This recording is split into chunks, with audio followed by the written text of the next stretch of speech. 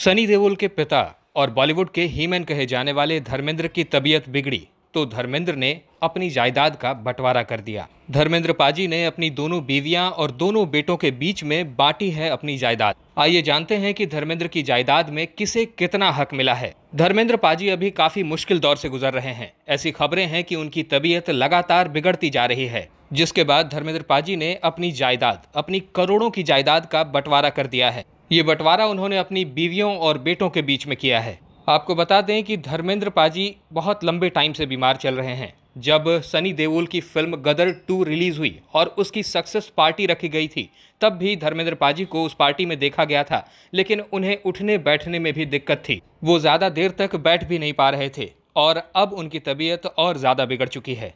इस success party के बाद सनी देओल धर्मेंद्र को अमेरिका इलाज के लिए लेकर गए थे और वहां धर्मेंद्र के साथ 15-20 दिन खुद भी रहे थे। हालांकि इस इलाज के बाद भी जो उम्मीद थी वैसा सुधार उनके शरीर में नहीं आ सका और इसके बाद धर्मेंद्र पाजी ये बात समझ गए कि अब शायद उनकी तबीयत ऐसी ही रहने वाली है। और इसके बाद ही धर्मेंद्र पाजी ने अपनी पूरी संपत्ति का पूरे परिवार में बंटवारा कर दिया है। धर्मेंद्र पाजी की कुल वसीयत क्या है, किसको क्या क्या मिला है, आइए इस वीडियो में हम बताते हैं। धर्मेंद्र पाजी की कुल संपत्ति 560 करोड़ से ज्यादा है। इसके अलावा धर्मेंद्र पाजी के 4 बंगले हैं जो कि काफी कीमत के हैं और इसके भी अलावा उनका एक फार्म हाउस है जो बहुत बड़े एरिया में फैला हुआ है। धर्मेंद्र पाजी ने अपनी जायदाद का बंटवारा काफी समझदारी से किया है। आप तो जानते ही हैं कि उनकी 2 पत्नियां हैं, एक हैं हेमा मालिनी और उनसे भी पहले प्रकाश कौर। धर्मेंद्र पाजी ने 560 करोड़ में से 200 करोड़ हेमा मालिनी के नाम और 200 करोड़ प्रकाश कौर के नाम किए हैं। इसके बाद बचे 160 करोड़ जो कि धर्मेंद्र पाजी ने अपनी बेटियों के नाम किए हैं।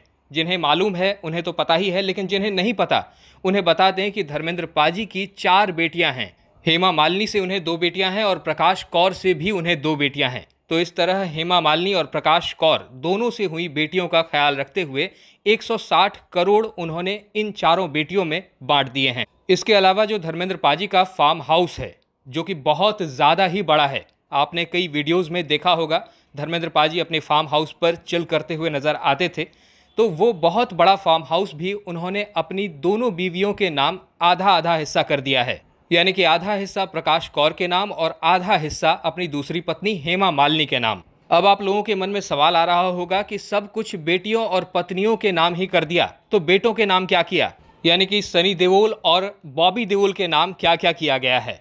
तो आपको बता दें कि धर्मेंद्र पाजी का खुद का एक बहुत बड़ा प्रोडक्शन हाउस है जिसका नाम है विजेता फिल्म्स। इस प्रोडक्शन हाउस में अभी भी बहुत सारी फिल्में बनती रहती हैं। ये पूरा का पूरा प्रोडक्शन हाउस जो धर्मेंद्र पाजी ने खुद अपने दम पर खड़ा किया था, इस प्रोडक्शन हाउस को उन्होंने अपने बड़े बेटे सनी देओल के नाम कर दिया है। जी हाँ, ये पूरा का पूरा प्रोडक्शन हाउस सनी देओल के नाम पर हो गया है। इसके अलावा धर्मेंद्र पाजी के कई सारे रेस्टोरेंट्स भी हैं जो कि दिल्ली, करनाल, गाजियाबाद, नोएडा जैसी जगहों पर हैं। इसके अलावा भी कई सारे रेस्टोरेंट्स हैं जिनके नाम लेना भी संभव नहीं है। शायद इनके नाम आपने कभी सुन रखे हों। किसी रेस्टोरेंट का नाम है गरम धर्म, किसी का नाम है हीमैन। तो इस तरह से बहुत से रेस्टोरेंट्स हैं। हालांकि ये सब ढाबे ही हैं, लेकिन ये ढाबे इतने ज़्यादा साधारण नहीं हैं। ये ढाबे बहुत ख़ास हैं। ये आम ढाबे नहीं हैं, ये ढाबे काफ़ी ज़्यादा लग्जूरियस हैं और यहाँ पर ज़्यादातर पैसे वाले लोग ही खाना खाने जाते हैं।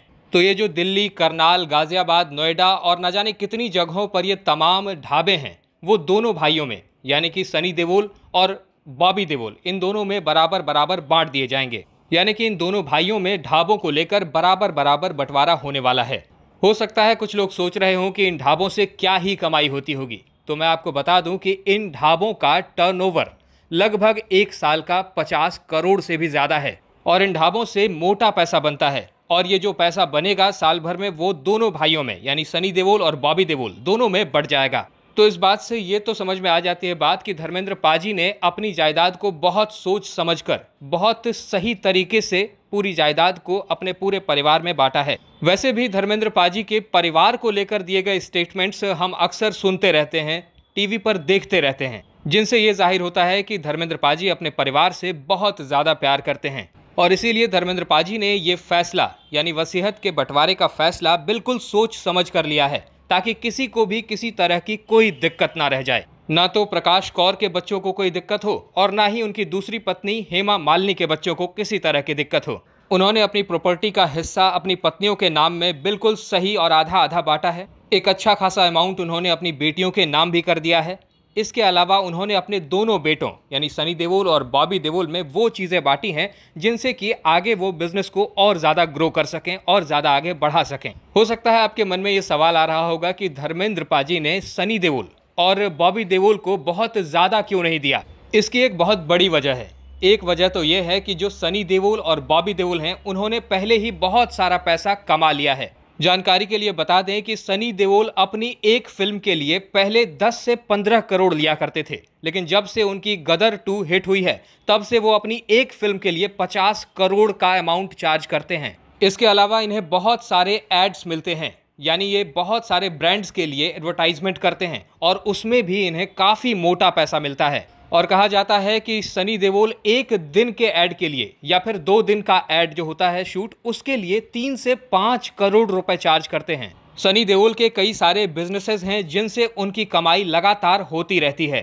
इसके अलावा अगर बॉबी देओल की बात करें तो बॉबी देओल के मुंबई में खुद के 2 रेस्टोरेंट्स हैं। मुंबई में खुद के 2 लग्जूरियस रेस्टोरेंट होने का मतलब काफ़ी बड़ा है, क्योंकि मुंबई काफ़ी महंगा शहर है और वहाँ पर लग्जरी रेस्टोरेंट से कमाई भी काफ़ी ज़्यादा लग्जरी होती है। अगर बॉबी देओल की फिल्मों से, वेब सीरीज से या फिर एडवर्टाइजमेंट से कमाई की बात करें तो वो एक समय में थोड़ी कम हो गई थी, क्योंकि उनका करियर काफ़ी डबाडोल चल रहा था। लेकिन आश्रम के हिट होने के बाद, आश्रम वेब सीरीज के हिट होने के बाद बॉबी देओल का करियर फिर से ट्रैक पर आ गया और उनकी कमाई भी वहां से भी मोटी कमाई होने लगी। तो धर्मेंद्र पाजी इस बात को अच्छी तरह जानते थे कि इन दोनों के पास काफ़ी कुछ है और बहुत कुछ ये खुद आगे बना लेंगे। तो बिजनेस, जितने एरियाज जो बिजनेस वाले हैं वो सारे के सारे इन्होंने इन दोनों भाइयों में यानी धर्मेंद्र ने सनी देओल और बॉबी देओल में आधा आधा बांट दिया है। वैसे तो अपनी वसीयत में धर्मेंद्र पाजी ने सबका ध्यान रखा है, लेकिन अगर सबसे ज़्यादा ध्यान रखने वाली बात हो तो यहाँ उन्होंने अपनी दोनों बीवियों पर ज़्यादा ध्यान दिया है, क्योंकि वो जानते हैं कि आने वाले समय में हो सकता है कि उन्हें किसी तरह की परेशानी हो जाए। इससे बचने के लिए, इससे छुटकारा पाने के लिए उन्होंने अपनी दोनों बीवियों के नाम अपनी प्रॉपर्टी का बहुत बड़ा हिस्सा कर दिया है। बीच में उनकी एक बेटी ईशा देओल के रिश्ते उनके पति के साथ ठीक ठाक नहीं थे, लेकिन अभी फ़िलहाल वो रिश्ते भी बहुत ज़्यादा अच्छे हो गए हैं और कहा जा रहा है कि ईशा देओल ने ये सब कुछ इसलिए किया है क्योंकि उनके पिता की ये आखिरी इच्छा थी। जी हाँ, धर्मेंद्र की ये इच्छा थी कि ईशा देओल अपनी लाइफ में अपने पति के साथ, अपने बच्चों के साथ खुशहाल जिंदगी जिएं। तो धर्मेंद्र पाजी के परिवार में जो भी स्थितियां थीं, जो भी परिस्थितियां थोड़ी बहुत बिगड़ी भी थीं, वो भी अब पूरी तरह से ठीक हो गई हैं।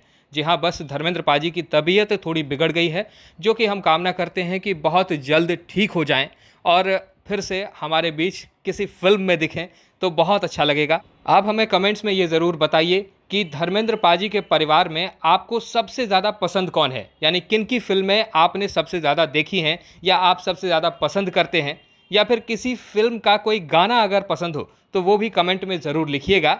वारिधि मंथन चैनल यही दुआ करता है कि धर्मेंद्र पाजी की तबीयत जल्द से जल्द ठीक हो जाए और वो किसी फिल्म में फिर से नजर आए हमें एंटरटेन करते हुए। दोस्तों, अगर ये वीडियो आपको पसंद आई हो तो इसे लाइक करिएगा। अगर आप कुछ कहना चाहते हैं धर्मेंद्र पाजी के बारे में तो हमें कमेंट ज़रूर करिएगा। और अगर आप हमारे चैनल वारिधि मंथन पर नए हैं तो इसे सब्सक्राइब करके बेल आइकन ज़रूर दबा दीजिएगा, ताकि आपको हमारी लेटेस्ट वीडियोज़ की नोटिफिकेशंस मिलती रहे। वीडियो में अब तक बने रहने के लिए आपका बहुत बहुत शुक्रिया।